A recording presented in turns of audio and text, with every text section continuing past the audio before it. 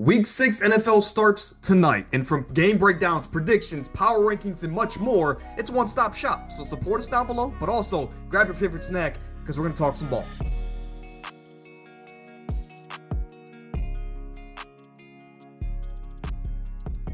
Before we dive into this Seattle-Jacksonville anticipated matchup, Amir, how are you doing? Of course, last week was a crazy week of NFL action. Man, We had a lot of unbeatens fall and a lot of winless get there first. How are you doing? And of course, what'd you think of last week? man, last week it's crazy. I think last week was rough for the whole entire betting community. I mean, money lines were screwed up, Yeah. spreads were screwed up, totals were screwed up. I mean, you had upsets and teams. I mean, it was one of the worst weeks, but I think this week will be a bit better.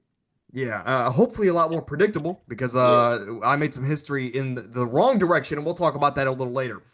But here we go. This Sunday matchup, I wanted to talk about it because these are two teams that are very similar, and they both shocked the world in their own ways. For Seattle, this is a team that's 3-2, and I think they're a couple plays away from being 5-0 at this point in time. They come in with a top 10 offense, and of course, they got a bounce back win last week. They're looking to continue that momentum in Duval. For Duval, they just had a comeback win against the Kansas City Chiefs in crazy fashion. I'll just leave it at that. But both of these teams have had offenses that have yet to really hit their, I guess, peak. They're finding their stride. They're getting better week after week. But it's really the defenses of both of these teams which have carried them. And that's the reason why Jacksonville's 4-1, Seattle's 3-2. Again, both of these teams are a couple plays away from being undefeated. Amir, I think that this matchup is probably going to be the most exciting for me on Sunday. Your thoughts? All right, first of all, I think this game is going to be an absolute shootout. We just watched both teams last week. The Seahawks have a lot of injuries on the back end. I Yes. believe Julian Love didn't play last week. You had Trick ruling out. Witherspoon is completely banged up, and that total was over like 70 points. And also, too, I mean, you had the Jags and Chiefs game go to 60 plus. And so I think this is a great game. This is one of those games where I could have a heart change before kickoff. For me, I'm leaning towards Jacksonville. I just think this is, with this being the longest trip in the league, I think that's the heat. I think just Seattle coming off of a tough loss at home, then going on the road. You had Jacksonville, who was just at home, and then took down Kansas City in a great fashion. Yeah. I just think the momentum is leaning towards Jacksonville, but not by much. I think they win here at home. Yeah, when we go back to last year, Amir, you can make the argument that this game was the most influential game of the NFL season. And if you're not familiar, let me explain. The Bears came into the, what was it, a week 6 game against the Washington Commanders. They were one of the hottest teams in football, but then they lost the game on that terrible Hail Mary. And ever since that loss, their defense it plummeted, it nosedived. And for Washington, they took that win in a game that they weren't supposed to win, and they went all the way to the NFC title game. So that game catapulted both of these organizations into way different directions. So for this year, maybe it could read the same, but I think it's going to be a great matchup nonetheless. We have the Bears who have won 2 straight despite having bottom 5 offenses and defenses. And for the Commanders, you're coming into this game now with Jaden Daniels back in the mix, and once he is back in the lineup, everything changes. Amir, your thoughts on this one? Washington comes in as about 5-point favorites. Yeah, I want to go ahead and say I think the Bears cover the spread. I think it'll be plus 4.5 Bears, but I think the Commanders win, man. Watching the Commanders last week, we've sort of slandered both defenses these past couple years. The Commanders' defense is garbage. I've been saying this since last year, but they looked a lot better last week. The pass rush looked a lot better, which is promising. Even though that Chargers' offensive line is completely banged up, I thought that was a lot of promise, especially with Jaden Daniels coming back. It looked like a whole different football team again. And I think this team is as well coached, man. Even when Jaden Daniels was out, the offense still strive with Mariota in the lineup. On special teams, they strive. They force turnovers. And the Bears look really, really good, but they still, even in these back-to-back wins that they have, you still see a lot of moments of them struggling. And defensively, they are horrible, which is crazy because when you look on paper, I mean, their identity have been defense, these past 5 to like 6-ish years. Yeah. But I'm taking the Commanders here at home on prime time. Like I said, I think it'll be close, but I think this will be an absolute shootout. Also, too, have on my list of props right here. Jalen Daniels for 200 plus passing yards is great value. It's at like minus 230 or something like that. So Yeah. if you're looking for a great alt line play, put that on there. Yeah, Jane Daniels and the Commanders money line. I mean, that smells like plus money to me, and that's always good when you're trying to double up your money on NFL Sunday. Now, Amir, I'm gonna wait to give my prediction on that game. We'll come back to it in just a moment, but I want to go to these teams that are on a bye week this week. Of course, last week we had four teams. This week only two. We have the Vikings, who just played two games in London. Finally get some rest here, and hopefully they're back and cozy in their own homes here in the United States. But for the Texans, they started off 0-3. It looked dim there with D'Amico Ryans and company, but they won two straight. They're going into this bye week with a lot of momentum now in a division that is unexpectedly one of the best in football as far as the win-loss department. Out of these two teams, Amir, I want to ask you, who has surprised you the most this year, whether in a good degree or a bad degree? And who do you think needs this bye week the most? I think Houston for both, and Houston started off terrible. I mean, you just thinking about that game against the Bucks, for example, where I put a lot of money on Houston to win that game. I'm Yeah, like, I yeah. mean, I mean, they already lost back-to-back games. You have a coach in D'Amico Ryan who's a defensive guy and who has sort of helped the uh, catapult this franchise in a sense. And it's like, even with all the holes they have on the roster offensively with the offensive line, you would still expect more out of this team. But with that being said, I think these past 2 weeks they've looked really good. They have a lot of injuries up front. Joe Mixon really has to come back because I said it last year too. I think them last year really relying on Joe Mixon really helped this offense a lot. And so they really got to stall time for him to come back. Once he comes back, I think they'll truly be striving. But I mean, for a team like Minnesota, I mean, they need a bye, but like ultimately, it's a lot of issues with them offensively. I don't think that'll really be fixed until they have a true franchise quarterback. And so I can see Minnesota struggling the whole entire year, with them having Wentz or JJ in the lineup. I thought, and I said it before, I think JJ got drafted way too high. I think he's still a complete project where he should be sitting behind, a true vet for years and then play down the line. But I think Houston needs this given the injuries and also a lot of issues they have on offense too. Yeah, I don't know if you saw the report, but apparently Joe Mixon, originally he was slated for about 4 to 6 weeks. His timeline got pushed back, so he might not be back Yeah, until week 10 or so, maybe even after Thanksgiving. So it's this crazy. running game is really going to be, not there. All right. It's going to be reliant on Nick Chubb, who's way past his prime and on a couple bad knees, and Woody Marks, who last week we all had expectations for, and then he didn't do anything. So this backfield doesn't look like it's going to get any better for the foreseeable future. And Tank Dell should also be returning, but again, that might not be until Joe Mixon returns around Thanksgiving. So it's going to be a while, and they got to figure some things out. So I think I agree with you in the sense that Houston needs this bye week just a little bit more. Now, I want to go to the coaches here, two from the AFC, or three from, or I guess all of these from the AFC, excuse me. But I want to ask you, Amir, because you wanted to bring this up on the show, specifically about John Harbaugh. But out of these four coaches, of course, you have Kevin Stefanski of the Browns, who are 1-4. John Harbaugh is 1-4, despite being a greatly, accomplished head coach in Baltimore. They're struggling if they don't have Lamar Jackson. Brian Callahan of the Titans finally got his first win of the year, but they just haven't looked great at all in his tenure there as coach. And Mike McDaniel of the Miami Dolphins, of course, a lot of people have questions about him, and this might be his last couple months here as a head coach for the foreseeable future. Out of these four coaches, Amir, who's on the hottest seat at this point in time if you're the GM and one of these guys are your coach? Honestly, I think without a doubt, I think Callahan is gone after this year. I Mm-hmm. think Mike McDaniel's also gone after this year, and it's kind of interesting.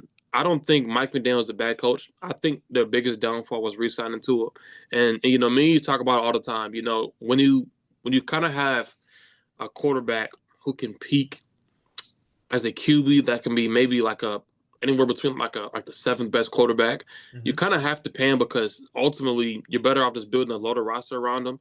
And I think Miami did that offensively. I mean, they built a great run game, great pass game. Gave Tua all these speedsters, but I just think now Tua has honestly reached his peak as a quarterback, and I think that's why they've been on the downfall. But I also think too it's been moments, in his tenure where the Dolphins have not been fully utilized or fully maximized. I mean, I think about 2 years ago in 23 where they couldn't beat any teams over 500. I mean, they struggled Still big can. time. I They mean, still can. seriously. Yeah. Right, seriously. And like, I mean, they had an absolutely loaded roster. And so I think he's gone. I think Callahan is absolutely gone. I mean, like they'll probably win at most 3 games. Like they'll probably finish 3-14, and he's definitely gone. And so I think between Stefanski and Harbaugh, I think in order, it's really tough because both these guys have left legacies.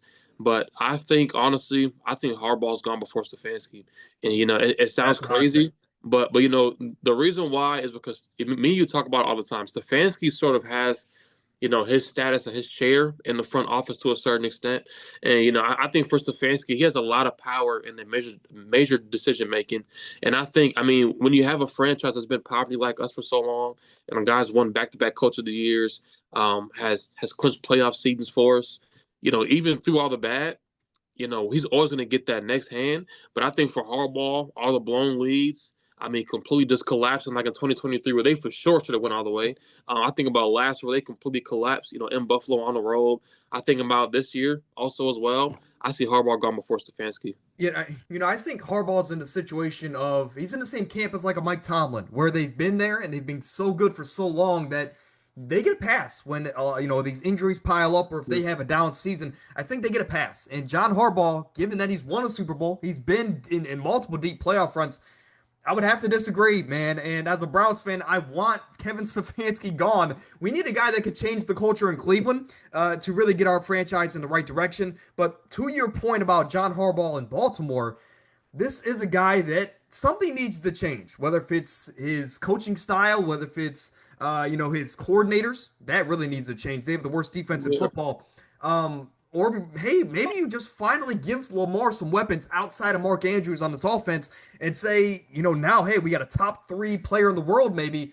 Now we're going to give him so many weapons that there are no excuses, and we really find out if Lamar can be a Super Bowl level quarterback, which the talent's there, but you eventually need to win with what's around you. But you need to just, I don't know. I don't think getting these aging receivers, who they have? They got Dez Bryant. Then they got, who they have now? DeAndre Hopkins. They had, all That's right, the like, yeah. prime.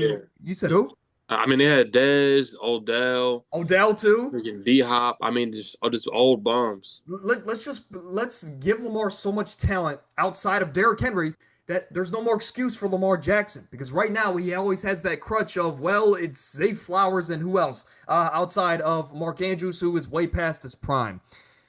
But again, a lot of head coaching changes are on the horizon, and we'll quickly go through this. I'm just gonna put it on the screen. We're gonna get off. I don't want to look at it. That was so bad. I'm Amir, that pissed. was the worst prediction week I've had in this channel's history, and I've been doing this for almost 3 years. So we're just gonna move on, right? It's a bad week. Let's try and get back in the right direction. But Amir, I do want to show, has taken the lead. So Amir's one game up on me, which I don't know. That I mean, you've won individual weeks. I'm not sure when the last time you had the overall lead. So hopefully you can keep that for the But we season. both need 70%. We We both need need 70%. 70%. Look, we were both over 70, and this last week was so bad That that was it horrible. dropped us to the mid 60s. I mean, dude, I lost so much money. It was ridiculous. Yeah, I lost a couple parlays by one catch and 2 yards. It wasn't a great Sunday. It wasn't a great weekend. College football, Penn State screwed me as well. Yeah, they screwed me too. So I had like a 10 leg in, and Penn State was the one who ruined it. Nico Maviala, whatever. Yeah, Uh, no, like and listen, man, like Diggs was a couple yards short from scoring. I would have won over $1,000, and Diggs, Diggs you got got Diggs pinned. for a touchdown. That's Yeah, like seriously. Yeah, but by the way, Diggs has been killing it, right? Back to Yeah. back 100-yard games there, finally catching his stride there with Drake May and Mike Vrabel.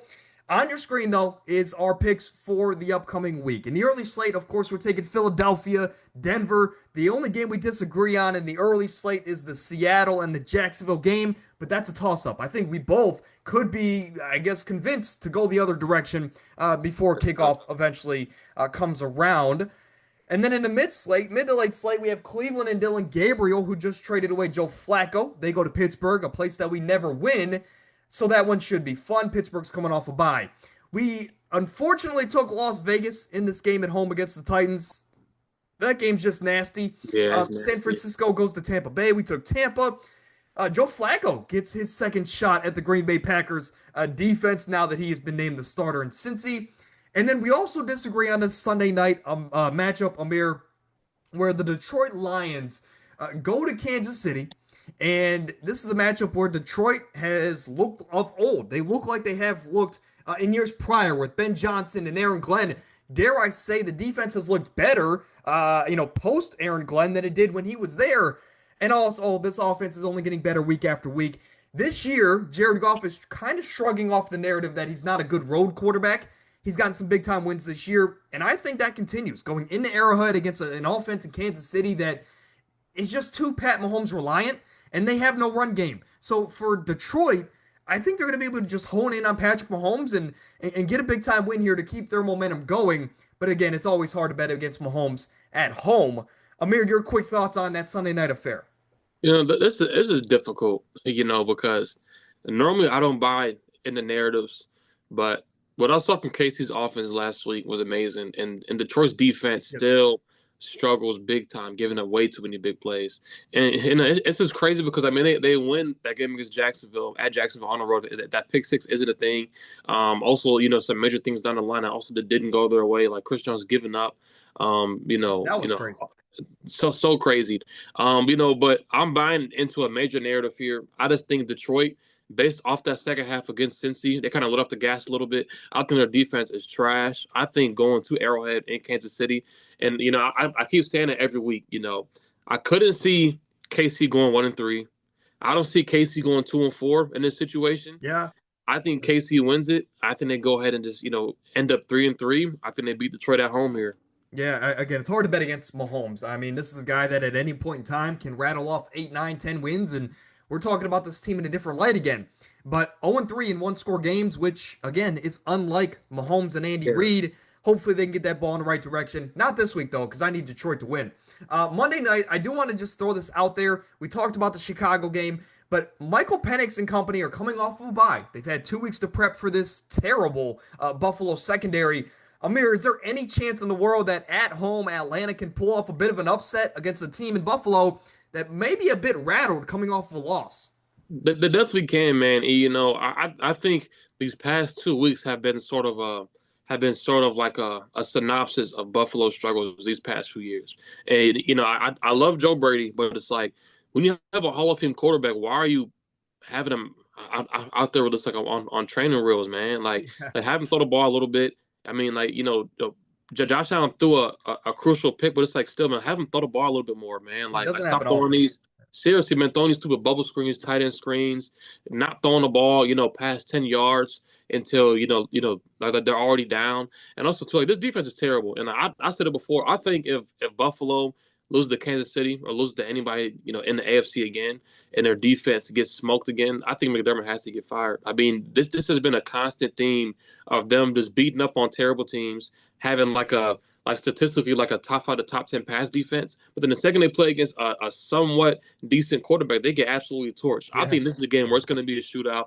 I think Buffalo's defense is going to get absolutely smoked. But, I think Buffalo's going to win. But honestly, I wouldn't trust any spread this game. I wouldn't trust any money lines. This could be an upset. Yeah, I think I'm taking the over. I don't know what it's at, but I'm taking the over. Neither defense is great. But let's run through this kind of quickly. Of course, power rankings. We have a lot of the same teams. I think one or two teams may be different, but we have the same exact top four. And I hate to spoil that. But here at number 10, we have a team in the Jacksonville Jaguars that offensively, they're finding their stride. Defensively, they're one of the best in the NFL. And that's why they're 4-1 at this point in time. And Liam Cohen and company are shocking the world. They move up 5 spots in my rankings. The Denver Broncos got a big time win against the Philadelphia Eagles, who won 21 of 23 games. I love Sean Payton. He's my favorite coach of all time. If not one, he's number two, because at number one would be Sean McVay. And Sean McVay didn't show up. He didn't get his team ready to play against the Niners and Mac Jones. And they lost a crucial game, which I think could have made them the number one team in football, on my rankings at least. But the Rams do drop 5 spots. It's just you can't lose a game like that against a backup company or a quarterback in a team that has so many injuries like the Niners do. McVay just got outcoached by Kyle Shanahan. At 6-7, I have the Packers coming off of a bye. They move up by default. And the Seahawks, just like the Jags, offense is finding their stride. Defense has carried the majority of the workload this season. If you told me before the season that the Indianapolis Colts would even be in the question for the top 10, let alone the top 5 this far into the season, I would have said maybe Anthony Richardson finally paid off, but let alone Who? it's not that. It's Daniel Jones who's having a Sam Darnold kind of a year where he has a great coach next to him, great system that he fits into, and Jonathan Taylor's playing like the MVP of the league. So the Colts moving to the top five. Again, two AFC South teams in my top 10. I don't know if that's ever happened. The Tampa Bay Buccaneers are here at number four. Big time win last week. If Mahomes or if Baker Mayfield's an underdog in any game ever as a betting aspect, you want to take him. If he's at home and he's a comfortable favorite, that's where it can get tricky for Tampa Bay. But Bucky Irving should be back this week, so that offense should be even better. Now, Philadelphia and Buffalo were two of the lone undefeated teams left last week. They both lost. Both teams, lost games they shouldn't have lost, right? Philly was up double-digit points in the fourth quarter. Buffalo lost in a game that was just very sloppy on their end. They should have lost, but I don't want to diminish what they did the first 4 to 5 weeks of the season before that one loss. So they're still in the top three. Again, they have all the tools to go and win it all. And the team that I think is number one right now is the Detroit Lions. They're finding their stride. Like I mentioned, the defense looks better without Aaron Glenn than when it did have Aaron Glenn. It's scary to think that this offense still has not hit their stride. I mean, Jameson Williams has not had that breakout year that everyone was projecting. And if he can get going this week against the Chiefs on the road, I think no doubt they're going to be the number one team in football by a lot of books and a lot of narratives and journalists out there. But Amir, at number 10, you have a team that is re-entering your top 10. 2 weeks ago, you had them at number 10. They lost. You got rid of them, and now they're back. Yeah, I might be crazy, for having them over Denver in my top 10. But I mean, they've only exceeded expectations in my opinion. And they've been great. I think their biggest hire was bringing back Salah. And I said it before, I think he's an amazing D coordinator. He has completely rewritten this defense and this identity. The Jags at 9. Do not playing. Okay. No, yeah. I think the Jags are amazing. I sent a video in our group chat the other day. Their defense has been extremely impressive because their defense was so garbage last year. I mean, they couldn't stop the run, stop the pass. I mean, their secondary is still subpar, but up front, they are dominating teams. I mean, getting sacks, stopping a run, literally forcing bad throws and turnovers. And Trevor Lawrence hasn't even hit full stride yet. I think they're undeniably a top 10 team in football right now. Yeah. Next, after this, I have at 8 the Colts. And so, the Colts could be higher. It's just tough for me to put them over these next teams that just have a slightly better roster constructions. They definitely should be top 5. I think after this week, you might see them hitting the biggest jump. I got the Rams at 3. The biggest thing that I hate about, the NFL, .com, I hate about these big time media pages is like they blow things out of proportion, even though they lost against the Niners and they lost twice. I'm not going to move the Rams outside my top 10 or move them to like 9. Like I mean, they still have a top 5 offense in the league. They still got a great defense, great head coach. They'll be just fine. I got the Packers at 6. I want to move them down honestly because they lost against the Browns. They didn't tie with the Cowboys, and Jordan Love is great, but it's just offensively they're hard to watch sometimes because of them having such a committee receiving corps and them relying on Josh Jacobs so much. Their offense stalemate sometimes, but they're at 6 right now. They might move down. I got Seattle at 5. Sam Darnold has been very impressive. I think this week will really show who they are as a football team to kind of show if it was a fluke or not. I think if they lose against Jacksonville by not much, it's not that bad. But if they get absolutely smoked and they just play abysmal, they're dropping down a lot. I got Tampa Bay at 4, Buffalo at 3, Philly at 2, Detroit at 1. Same top 4. Yeah, I mean, the same exact top 4. I mean, Tampa Bay has been great. And it's like, even with all the injuries, the Mike Evans, the offensive line, the defense still being garbage. I mean, they are still winning games. This offense is absolutely insane. I think as of right now, they're the most fun team to watch in football. Like, seriously. Yeah. I mean, they're great. Yeah. Great, man. I've been pushed in the Tampa narrative for some time now. And I honestly, if the playoffs started today, I'd probably pick them to win the NFC. Now, is that probably going to happen? Probably not. But like you mentioned, they're very fun to watch. And Mike Evans and Chris Godwin are not what they were in years prior. Of course, Mike Evans has been dealing with injuries. Chris Godwin is coming back from injuries. So imagine like 10 weeks from now when everybody's healthy with Ibuka, Mike Evans, Chris Godwin, Kate Otten, of course, is solid in his own right. Bucky's not dealing with injuries. I mean, this might be one of the funnest playoff runs we can see from a team that won't be the 1 seed. At least as of right now, I don't think they will be. No, seriously, I completely agree with you. Yeah. completely agree with you. Yeah, Tampa's fun, and I'm just happy that they're paying off my how much respect I was giving them before the season. But now going into week number 6, which starts tonight, we are going to give you our favorite player props, game lines, and everything that you need to be putting in your slips to win some money this weekend. You see our records on the screen. Last week was terrible on all accounts, but hey, that is just going to come with betting. There was a lot of upsets last week and a lot of teams that won that probably shouldn't have. Regardless, we are going to get back on the right track this week as we have for the last year and a half. We've dominated this upwards close to 70%.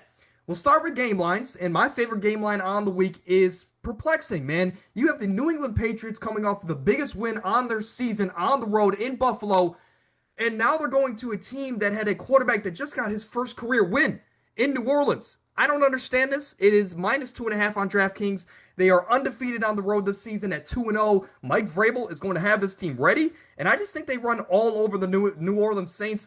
I don't believe in the one win that the Saints got over a team in the Giants who had a quarterback making his first road start in his career. I'm going with the Patriots -2.5 on the road, and that's a potential max unit play. Amir, you're going with a team total, first one on the year, and this is a team that's playing the worst defense in the NFL by a wide margin.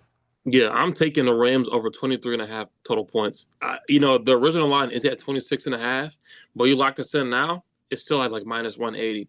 And honestly, I mean, I don't know why this line is so low. I mean, the Ravens are the worst defense in the league. They're giving up 28 points per game. They've given up, let me see, two 40-point games. 100 points. Seriously, two 40-point games, 38 points, 37 points. And the only reason why they're not giving up like 35 plus points is because the Browns scored 17 points. And so I think their defense is going to get absolutely shredded. I think the Rams scored 30 plus. And also, I mean, the Rams are over in their last 3 out of 4. They just had 23 points against a great Niners defense. I think they absolutely easily put up close to 30 points. Yeah, no arguments on that end. I was close to putting Pittsburgh -4.5 at home against the Browns. We just never win in Pittsburgh. Yeah. But again, it was that. And I just saw the New England line. I couldn't believe it. I thought that would have been That's crazy. Crazy line. A touchdown for sure. But there is a phenomenon going on in the betting world, Amir, as far as player props, and it's the Pat Surtain method. Basically, this season, every number one wide receiver that has faced Pat Surtain has gone under their receiving yards line when they've played Surtain. Of course, the reigning defensive player of the year. But then the following week, they have their best week on the season. It has happened in multiple weeks. Last week's example was Jamar Chase finally had his breakout week without Joe Burrow. This week, that means it's going to be a Philadelphia Eagle receiver. And this is a guy that's been complaining all season long. And I just think he has a great matchup on the road Thursday night in a bounce-back spot against the defense he has dominated. A.J. Brown, over 59.5 receiving yards.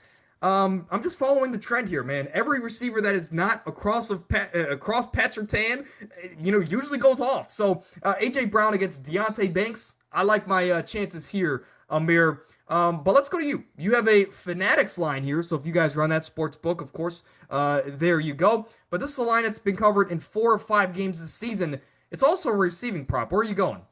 I'm going Quentin Johnson over 3.5 receptions, and I took this line at 4.5 last week. But the game was a bit of a nasty game. You had a few receptions by him, being taken back because of penalties. You saw Herbert get pressured and get hit all game, and he still almost cashed. I mean, Herbert had 160 yards, and he still had 4 receptions and 4 targets. So I think this week against Miami's defense is absolutely trash. They aren't giving up many receptions and receiving yards, but I think this is a game with no Najee, no Hampton. I mean, they honestly won't be able to run the ball much. You'll see a lot of mass protect passing the ball. You'll see Herbert sitting in shotgun. And so I think Quentin Johnson gets close to like 6 receptions here. Yeah, I agree with you. I mean, who on that Miami defense is stopping Quentin Johnston when they have to also worry about Ladd McConkey and Keenan Allen? QJ, that's the biggest reason why he's having a great start to 2025. Now, I want to go to this game now that should be relatively high scoring. Joe Flacco got traded to Cincinnati, and they are going to try and put up a fight against this Green Bay defense that is rested, and they're going to be at home. But unfortunately for Cincinnati, Joe Flacco doesn't help their defensive issues. That defense can't stop anybody. They couldn't stop a nosebleed. And I think Green Bay coming off a bye with a running back that's rested, he's ultimately the MVP of this offense. Josh Jacobs over 94 and a half rush and receiving yards. That's a key part here. I think it's an absolute nuke this week. I mean, Cincinnati's averaging over 120 on the ground to starting running backs this season. I think Josh Jacobs goes in there and just pretty much picks apart this defense. They're 14-point favorites at home. That line hasn't changed with the addition of Joe Flacco. I just think that they get up early and they're going to run their way through the rest of the game to get this momentum back on the right track. So Josh Jacobs, over 94 and a half. It's been covered by all starting running backs this season, at least their lines, respectively. But Amir, you're going with another line that's been covered in 4 or 5 games this year. And where are you going? And so before I get to my game, I love that prop. And also, too, I love Flacco's passing yards. And he just brought it up. What's I that think at it's right now? Are those lines already out? not yet, but I'm assuming it's going to be anywhere from around like 220 to 250. Yeah. I just think it'll be a game where they get so many garbage yards. And plus, I mean, minus 14 and a half is a huge spread. Like, I wouldn't mind doing like an Oscar like plus 18 and a half or something like that. I just think it's a game where they get so many garbage yards. I think Jamar Chase is going to get like 10 targets minimum. I think they just stat pad that game. But to kind of go to my prop, I have Geno Smith over 5.5 rushing yards. And I took this last week. It cashed. I took over 4.5. This is such a random line. And, Yeah. it kind of reminds me of a couple of weeks ago. I sent you a play where it was like 2 for like 1 rush yard. Yeah, And it so, I was. mean, it's so funny in the cash. But, I mean, to kind of give up some data right here. So it's covering 4 to 5 games. Ever since Denard Wilson has been the coordinator for the Titans since last year, 16 out of 22 quarterbacks have covered since last year. And the only guys that went under was like Goff, Flacco, Mac Pocket Jones, passers. Yeah. Rodgers, right? Guys that just sit in the pocket. And so quarterbacks are also over 5 out of 5 games this year against the Titans. And so I think this is a game where Geno gets pressure. I think the Titans defense is tough enough to kind of slow down the pass. I think he rolls out and gets some yards here. Yeah, it only takes one rollout to get this for Geno Smith because at this point he's playing for his job, so he Yeah. better get this ball rolling in the right direction. All right, before we get out of here, of course, we have to do our long shot Thursday night play on the week. So, hey, if you stay to this far into the episode, you get this long shot for tonight because, hey, it's plus 200, and no matter what you put, you're going to get double your money, if not more. Amir, you're all Philadelphia in this matchup. Of course, Philly on the road in New York against Jackson Darts, but you're still going with the team that's won 23 or 21 of 23 games. Run us through this parlay. Yeah, so this is a really interesting play. I'm gonna be honest. I'm nervous to take any Giants picks. I'm nervous to take Jackson Dart's rushing yards, which has been a common theme in the whole betting community these past few weeks. But I just think Philly. I think they cover the minus 5.5 spread. I think on the road, this is a great bounce back game. We just watched the Giants go on the road and play against the Saints team, and they absolutely collapsed. The Yeah. offense looked bad. The defense looked bad. I just think even if Saquon is banged up, even if he doesn't get 15, 20 carries, I think Hurts still wins his game with his arm. I think this would be a cruise control game. And also, too, for Saquon, I mean, his receiving yardage and receiving production has gone crazy these past 3 weeks. Actually, to kind of read some of these numbers, like last week he had, like 40 yards. I think the week before that, let me see what he had. So Receiving actually, yards to okay, clarify as you're looking it up. right, yeah. So actually last week he had 58 yards. Week before that, 31 yards. And even the week before that, he had 9 yards, but he had 5 targets. And so I just think this is a game where I think the Giants get absolutely shredded by Saquon, even if they throw the ball a lot. I see a lot of people kind of betting towards like a heavy passing script game. Taking Devontae Smith and AJ Brown's yards. And so I think Saquon gets some of those targets. And same thing with Dallas Goedert. I think Goddard is his safe check down option. I just think, with Philly, with their O-line being a bit banged up, we all know the Giants' strength is their pass rush, is their D-line. So I expect so many check downs, so many quick throws across the middle to Goddard and Saquon. So I kept it safe. I think plus 200 is great where it's at. If you want to go ahead and throw Jackson Darts rushing yards for 25 plus, I think now's at like plus 350, something like that. So this is what I'm running. Yeah, I mean, hey, look, even earlier in the show, I took AJ Brown for 60 yards. If you want to alt line that down or hey, take it straight up, I agree with you in the fact that I am all over Philly in this matchup. I am not interested in taking 35 yards from Darius Slayton. The Eagles should get back on track here. Let's not forget, just because of one loss, who and how dominant they were throughout all of last season, the postseason, and to begin this season. I think they get back on track here against a divisional foe. Amir, week 6. is in the books, or at least as far as our breakdown, predictions, power rankings, hot takes, everything. Uh, so again, should be a great week of football. But I want to close the show with this. This is what, episode 322 or so. This Saturday is going to be the 3 year anniversary of this channel, It's Amir. crazy. And along that journey, of course, I've had incredible growth. We've got 17,500 of you crazy people that love sports. I've had opportunities with Bleacher Report. I kind of blew it, but hey, I'm still grateful for the opportunity. And Amir, that doesn't happen without you and, of course, Bakari, two guys that have, in different spurts, been a great contributor to this channel's growth and been on here week in and week out. So, Amir, I want to thank you. Of course, I want to thank the people at home. Again, 3 year anniversary this weekend. But any thoughts to that, Amir? Of course, I can't remember when your first episode was. I can't, but it's been a while. That's actually, I think my first episode was like 3 years ago. Actually, my first episode Oh, I remember what was it was. We did a little NBA draft. That's what it yeah, was. we did, and I remember that episode too. We used to not have the cameras on. I think we all were like all like side by side, sitting in your house like with no camera on. Yeah. It's like sharing the mic, just talking about like our draft or whatever. But man, like I'm happy to be on this show because I just love talking football. I love talking sports, and I want to be on NBA this year. I mean, I'm gonna be watching NBA every single night. I Coming watched it up. all last year. I want to hop on some of the NBA episodes too. So. Yeah, so if that's the case, then you're going to be seeing a lot more of Amir. Again, I want to thank you guys at home. Extremely grateful for this thing that was just kind of a throw together idea in a college dorm. I've had incredible opportunities since that point in time.